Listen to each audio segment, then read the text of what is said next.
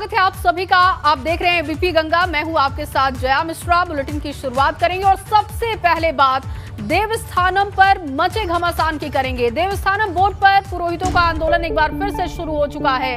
पुरोहितों ने सरकार को 30 अक्टूबर तक का समय दिया था और दून में सीएम धामी से मुलाकात के दौरान समय दिया गया था। सीएम के भरोसे पर पुरोहितों ने आंदोलन को स्थगित किया था। पुरोहितों का पक्ष जाने बगैर हाई पावर कमेटी ने रिपोर्ट दी, इस बात को लेकर नाराजगी है। और आज मुख्यमंत्री के विरोध के साथ ही पूर्व मुख्यमंत्री का भी विरोध किया गया। पूर्व मुख्यमंत्री त्रिवेंद्र सिंह रावत को केदारनाथ धाम के दर्शन करने से रोक दिया गया। नाराजगी है कि वर्तमान मुख्यमंत्री के साथ बातचीत की गई थी, भरोसा दिया गया था, लेकिन अब तक कोई बात नहीं बनी, तो ये आंदोलन एक बार फिर से शुरू हो चुका है। अक्टूबर तक देवस्थान के ऊपर राज्य सरकार की ओर से कोई ठोस निर्णय लिया जाएगा, लेकिन यह समयावधि गुजर जाने के बावजूद भी अभी तक राज्य सरकार की ओर से इस दिशा में कोई ठोस पहल नहीं की गई। और तीर्थ पुरोहितों को गुमराह करने के लिए 25 अक्टूबर को मनोहर कांत ध्यानी, जो कि हाई पावर कमेटी के अध्यक्ष हैं, उन्होंने एक अंतरिम रिपोर्ट शासन को सौंप दी है, मुख्यमंत्री को सौंप दी है। सबसे तो इससे साफ जाहिर होता है कि भाजपा सरकार की कथनी और करनी में अंतर है और वो देवस्थानम एक्ट को वापस लेने के लिए गंभीर नहीं है। इसी के विरोध में आज गंगोत्री और यमुनोत्री में पूरे व्यावसायिक प्रतिष्ठान बंद रहे। तीर्थ पुरोहितों ने 6 बजे तक तीर्थयात्रियों की कोई पूजा अर्चना नहीं की है। वहीं देवस्थानम बोर्ड पर पुरोहितों और सरकार के बीच तकरार एक बार फिर से बढ़ गई है। केदारनाथ धाम में पूर्व सीएम त्रिवेंद्र सिंह रावत का विरोध किया गया। त्रिवेंद्र रावत केदारनाथ धाम में पूजा अर्चना के लिए पहुंचे थे और इसी दौरान तीर्थ पुरोहितों ने उनका विरोध किया। पुरोहितों ने त्रिवेंद्र सिंह रावत के खिलाफ नारेबाजी की, नाराजगी जाहिर की।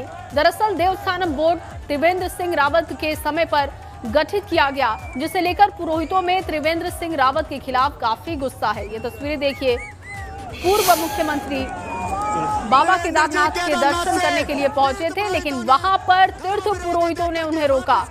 काफी नाराजगी थी। 2019 में बोर्ड का गठन किया गया। उस वक्त मुख्यमंत्री थे त्रिवेंद्र सिंह रावत और तीर्थ पुरोहितों की तरफ से लगातार ये मांग की गई थी कि बोर्ड को भंग कर दिया जाए, लेकिन उस पर उस वक्त के मुख्यमंत्री त्रिवेंद्र सिंह रावत ने कोई कदम नहीं उठाया। इसी बात को लेकर नाराजगी थी और जब पूर्व सीएम त्रिवेंद्र सिंह रावत आज केदारनाथ धाम पहुंचे तो नाराजगी का सामना उन्हें करना पड़ा। अजीत सिंह राठी इस वक्त हमारे साथ मौजूद हैं, ब्यूरो चीफ। अजीत जी, लगातार हम देख रहे हैं कि नाराजगी है और जब बातचीत भी हमने की चारधाम महापंचायत के प्रवक्ता ब्रजेश सती से, तो उनका साफ कहना है कि अभी तो त्रिवेंद्र सिंह रावत का हमने विरोध किया, मौजूदा सरकार का विरोध करेंगे और पीएम के दौरे का भी हम विरोध करेंगे। जी देखिए, चूंकि मुझे लगता है कि इस मामले को भांपने में, इसकी गहराई नापने में उत्तराखंड की जो भाजपा सरकार है वो थोड़ा सा नाकाम साबित हुई है। जी, क्योंकि ये विरोध नया नहीं है। ये विरोध पिछले 2-2.5 साल से चल रहा है, जब से बोर्ड का गठन किया गया है। ये विरोध नया नहीं है, ये हरदम चलता रहा है, विरोध होता रहा है। गर्मी, सर्दी, बरसात, तीर्थ पुरोहित, पंडे, पूजा पाठ करने वाले कर्मकांडी लोग धरने पर बैठे रहे हैं। सरकार को इसका संज्ञान पहले ही लेना चाहिए था, एक बात। दूसरी बात यह है कि अभी 4-5 तारीख को प्रधानमंत्री नरेंद्र मोदी यहाँ आने वाले हैं और वो पिछले कई सालों से ऐसा एक अनवरत सिलसिला उनका बना हुआ है कि वो केदारनाथ धाम के कपाट बंद होने के अवसर पर यहाँ आते हैं और पूजा अर्चना करते हैं। कम से कम इस बात का इनपुट सरकार के पास तो होगा कि अगर त्रिवेंद्र सिंह रावत वहाँ जाएंगे तो उसका विरोध होगा। तो इन जो सरकारी एजेंसियां थी, गोपनीय एजेंसियां थी, वो खुफिया एजेंसियां थी, उन्होंने भी इस तरह की कोई रिपोर्ट सरकार को नहीं। सरकार ने अपनी तरफ से भी इसमें बहुत ज्यादा मॉनिटरिंग नहीं की और मनोहर कांत ध्यानी, एक पूर्व सांसद है, उनकी अध्यक्षता में एक कमेटी बनाकर ये तीसरी कर ली। और वो तमाम तरह की कमेटियों में जितनी कमेटी बनी थी, तीर्थ पुरोहित और पंडों का ये आरोप है कि उनमें उनके प्रतिनिधियों को पर्याप्त संख्या में प्रतिनिधित्व नहीं मिला। तो जब शुरुआती दौर में ही जब कमेटी का गठन किया गया कि तो ये चारधाम यात्रा बोर्ड रहे या ना रहे, इसके लिए कमेटी बनी और उसमें तीर्थ पुरोहितों को पर्याप्त स्थान नहीं मिला, तो तब से ये लगने लगा था कि ये मामला यहाँ पर बहुत और पेचीदा हो जाएगा। पुष्कर सिंह धामी ने कमेटी जरूर बनाई, लेकिन कमेटी बनाने के आगे सरकार 2 कदम भी नहीं चली और लगातार तीर्थ पुरोहित कह रहे हैं कि हमें किसी भी कीमत पर ये देवस्थानम बोर्ड नहीं चाहिए। सदियों से चली आ रही जो परंपरा पूजा पाठ की पद्धति की है, जो अपनी परंपराएं हैं, जो धार्मिक परंपराएं हैं, तो वो चाहते हैं कि वो नैसर्गिक तरीके से जिस तरह सैकड़ों वर्षों से वो चली आ रही है उसी तरह से चलनी चाहिए। अब चूंकि चुनाव आ रहा है, तीर्थ पुरोहित और जितने भी पंडे हैं, जितने भी पूजा पाठ करने वाले तीर्थ पुरोहित हैं, उनके सामने एक ये अवसर है कि चुनाव से पहले वो सरकार पर पूरा दबाव बनाएं। और यही क्यों कि तमाम ऐसे संगठन हैं जो इस तरह सरकार पर दबाव बनाने में लगे हुए हैं। लेकिन ये मामला आस्था के धर्म से जुड़ा हुआ है, तो इसलिए इसकी संवेदनशीलता को से इनकार नहीं किया जा सकता। और जिस तरह से इसका आज मैसेज जा रहा है, तो त्रिवेंद्र सिंह रावत ने जिस तरह से अपने निर्णय से पीछे हटने से इनकार कर दिया था, उससे लगता है कि त्रिवेंद्र सिंह रावत के रुख को लेकर तीर्थ पुरोहित और पंडों को ज्यादा नाराजगी है। क्योंकि उनका जिस तरह का रवैया था, उन्होंने बातचीत बोर्ड के गठन से पहले कोई बातचीत नहीं की, उसके बाद भी लोगों को बुलाकर किसी तरह की कोई बातचीत नहीं की। तो तीर्थ पुरोहितों का ये शिकायत हमेशा रही है कि त्रिवेंद्र सिंह रावत ने उनसे ढंग से बात नहीं की। और इत्तेफाक ये हुआ कि प्रदेश अध्यक्ष भारतीय जनता पार्टी मदन कौशिक और कैबिनेट मंत्री धन सिंह रावत, वो भी त्रिवेंद्र सिंह रावत के साथ थे। उन्होंने भी लोगों को समझाने का एक प्रयास किया, लेकिन वो निरर्थक साबित हुआ। लेकिन माना जा रहा है कि जो अगर ये धरना और ये विरोध, जैसा ब्रजेश सती ने बताया कि हम प्रधानमंत्री के दौरे का भी विरोध करेंगे, तो प्रधानमंत्री के मन में जो एक यहाँ सरकार की प्रयासों की जो अवधारणा होगी वो किस तरह की होगी, प्रधानमंत्री इस पूरे मामले को किस तरह से रिएक्ट करेंगे, या सरकार उससे पहले कोई रास्ता सोच लेगी, निकाल लेगी, ये एक अभी थोड़ा सा सोचने वाली बात है। और इसका सवाल अभी समय है। बिल्कुल। और आज जो तस्वीर देखने को मिली है केदारनाथ धाम में, अजीत जी, उससे तो साफ है कि अब कोई ना कोई कदम सरकार को भी उठाना पड़ेगा, क्योंकि ये चिंता का विषय है इस तरीके की तस्वीरें सामने आ जाना। बहुत शुक्रिया आपका। आप बने रहिए हमारे साथ, आगे भी आपसे अपडेट लेंगे। अब बताते हैं कि आखिर देवस्थानम बोर्ड क्या है। पूरा नाम चारधाम देवस्थानम प्रबंधन बोर्ड है इसका। चारधाम यात्रा की व्यवस्था को दुरुस्त करना मकसद है इसका। श्रद्धालुओं को बेहतर सुविधा मिले, यही लक्ष्य लेकर इसका गठन किया गया। साल 2020 में पूरी तरीके से ये अस्तित्व में आया था। 51 प्रमुख मंदिरों को बोर्ड के अधीन रखा गया और मंदिर का रखरखाव, बुनियादी सुविधा पर ध्यान, मंदिरों में ढांचागत सुविधाओं की भी जिम्मेदारी बोर्ड को सौंपी गई।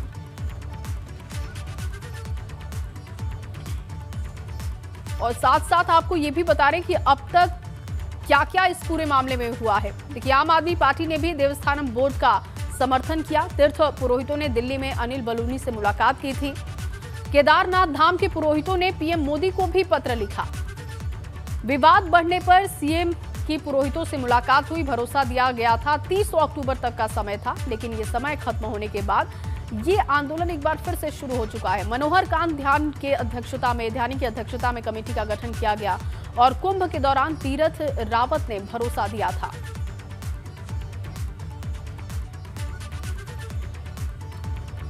और इस वक्त हमारे साथ चारधाम महापंचायत के प्रवक्ता ब्रजेश सती जी मौजूद हैं। उनसे पूरी तस्वीर हम समझेंगे, पूरी स्थिति समझेंगे। ब्रजेश सती जी, बहुत स्वागत है आपका एबीपी गंगा पर। मैं बताना चाहता हूँ कि 27 नवंबर 2019 को तत्कालीन त्रिवेंद्र सरकार ने श्राइन बोर्ड नाम से एक एक्ट का प्रस्ताव कैबिनेट से पारित किया और 15 जनवरी 2020 को राज्यपाल की संस्तुति से यह एक्ट अस्तित्व में आया।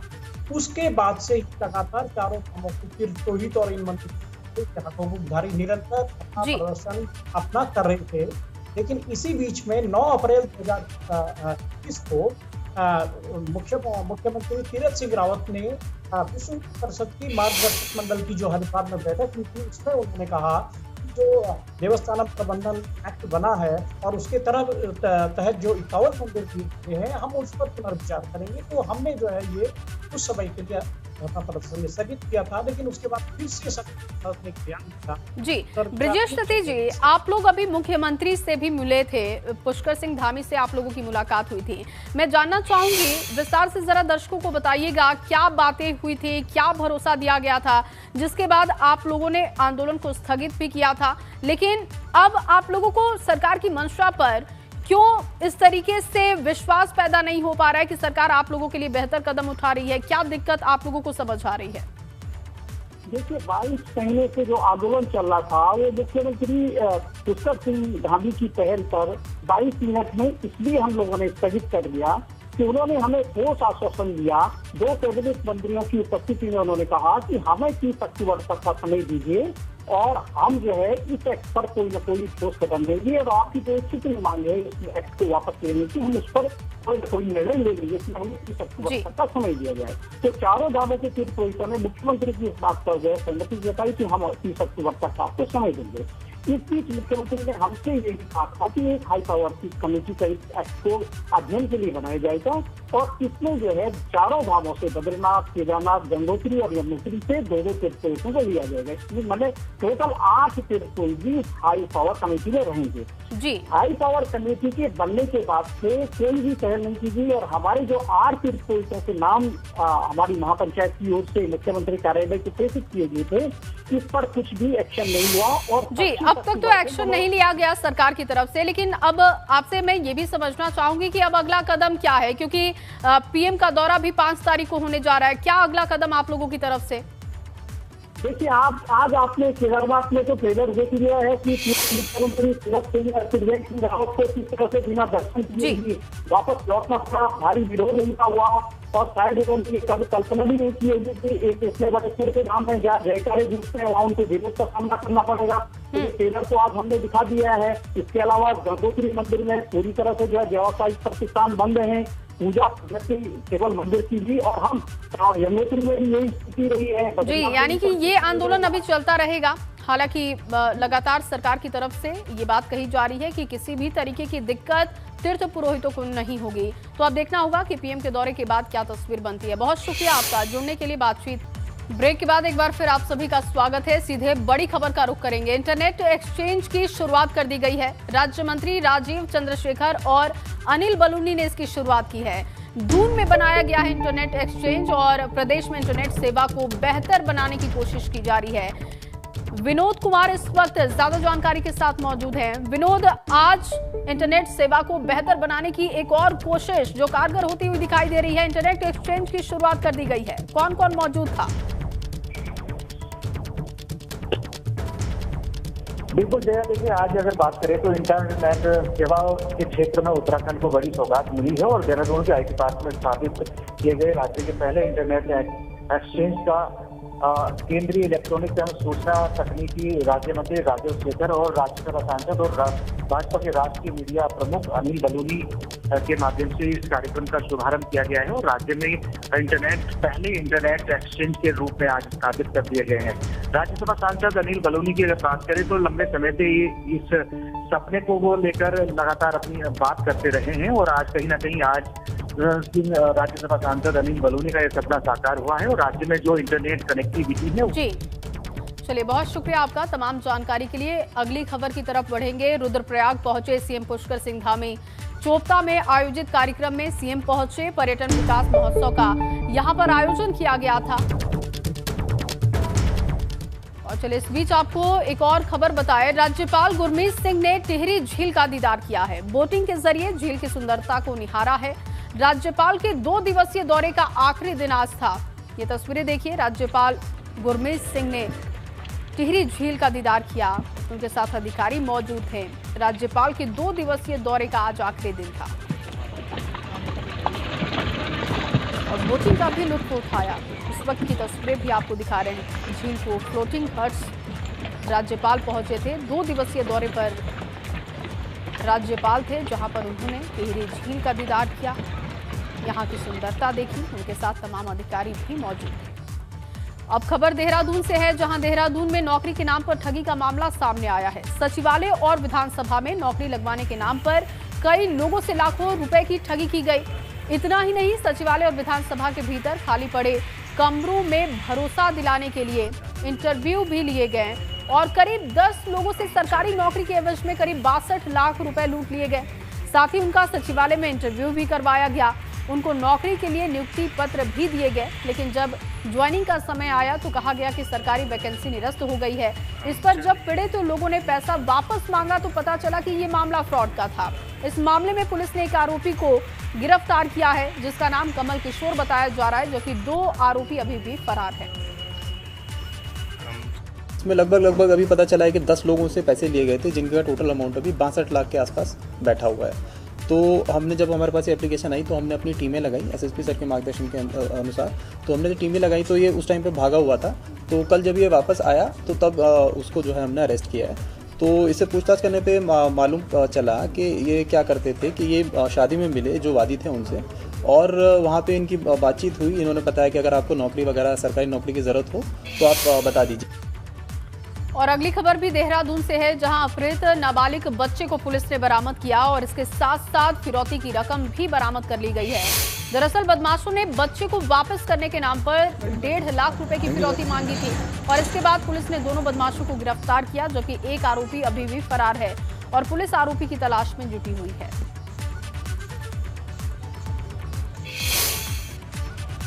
और अब खबर हल्द्वानी से है, जहां हल्द्वानी में कूड़े की ढेर में आग लगी और ये विकराल रूप देखते ही देखते ले लिया। इसकी चपेट में एक दुकान भी आ गई और आग पर काबू पाने के लिए दमकल दस्ते को काफी मशक्कत भी करनी पड़ी। हल्द्वानी रेलवे स्टेशन के चंद कदमों की दूरी का ये मामला बताया जा रहा है। प्रधानमंत्री नरेंद्र मोदी की बाबा केदार के प्रति आस्था जग जाहिर है और ऐसे में एक बार फिर से पीएम मोदी बाबा केदारनाथ के दर्शन के लिए पहुंच रहे हैं। 5 नवंबर को पीएम मोदी केदारनाथ धाम के दर्शन के लिए पहुंचेंगे। पीएम मोदी यहां से कई करोड़ों की योजनाओं की भी शुरुआत करेंगे। साथ ही वो शंकराचार्य की समाधि स्थल पर भी पहुंचेंगे और समाधि स्थल का लोकार्पण भी करेंगे। तो 5 नवंबर को ये दौरा होने जा रहा है। करोड़ों की योजनाओं का शिलान्यास पीएम यहां से करेंगे। केदारनाथ धाम में 5 नवंबर को पीएम मोदी के दौरे को लेकर तैयारियां भी तेज कर दी गई हैं।